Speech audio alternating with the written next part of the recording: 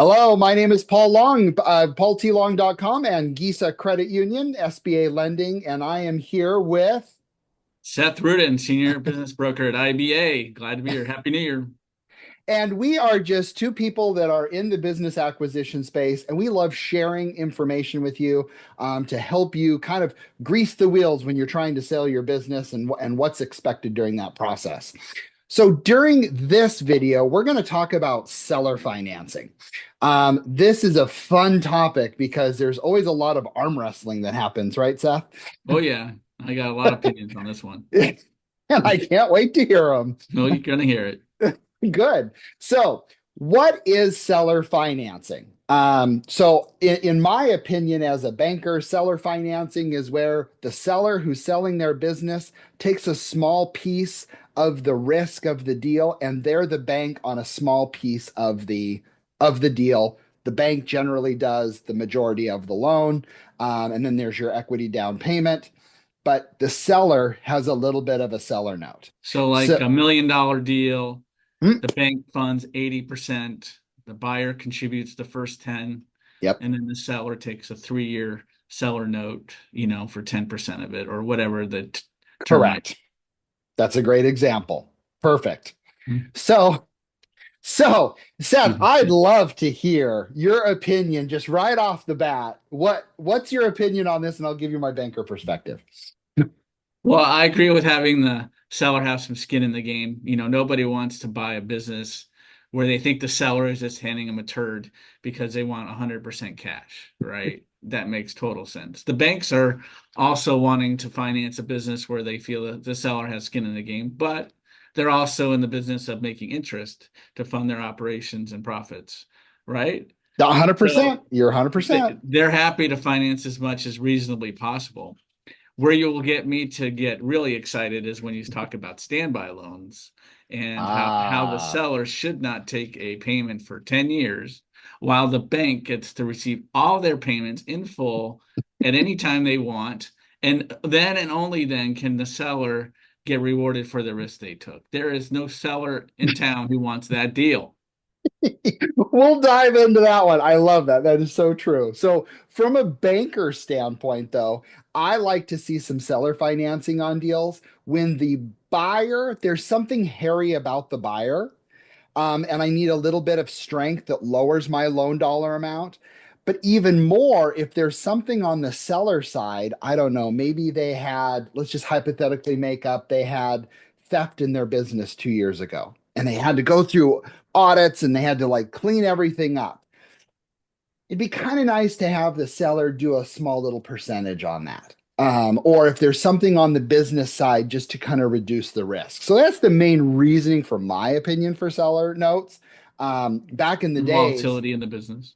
yeah, volatility in the business. And back in the days, seller notes were very common. And over time, as Seth absolutely appreciates, it slowly have gone away, but Mhm. it's still out there sometimes.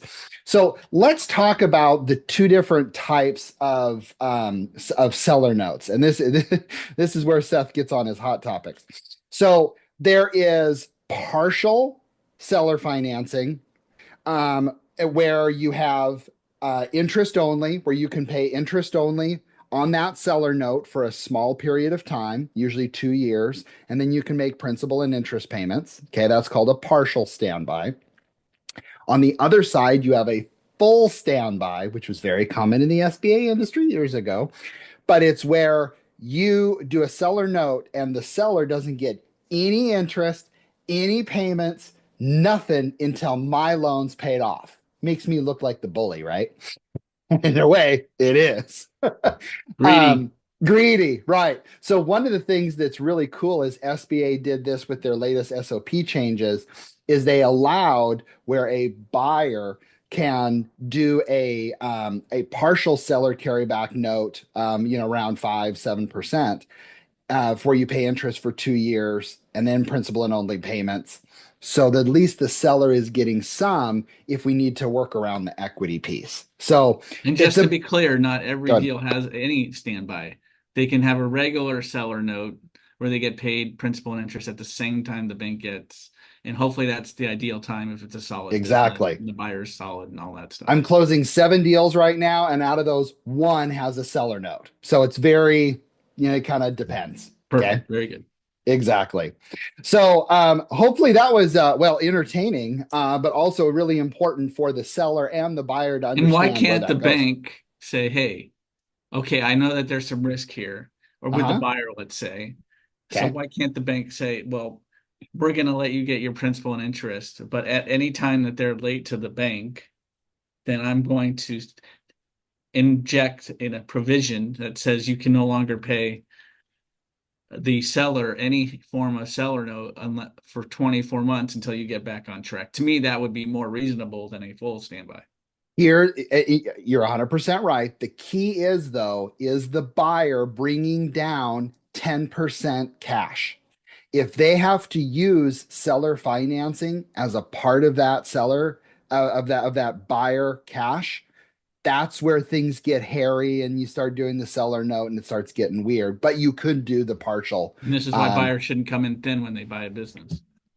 what a concept, Seth. But it Yes, happens, and that's the yes. point of the SBA program. So Use other people's money, OPM.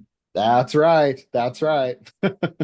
Well, thank you very much for watching. Again, my name is Paul Longgeesa, Credit Union SBA Lending. Would love to help. And Seth, again, remind the viewers who you are and what you do and how you can help them. Sure. Again, I'm Seth Rudin. I'm a senior business broker. I help clients value and sell their business full service from, finding the buyers confidentially, screening them, negotiating the offer, and then working with the bankers like Paul, with the attorneys, landlords, selling the real estate if needed as a commercial real estate broker myself, and then getting paid when you get paid at the same time. Seth does a damn good job too. So thank you very much. We'll see you on the next video. Thank you.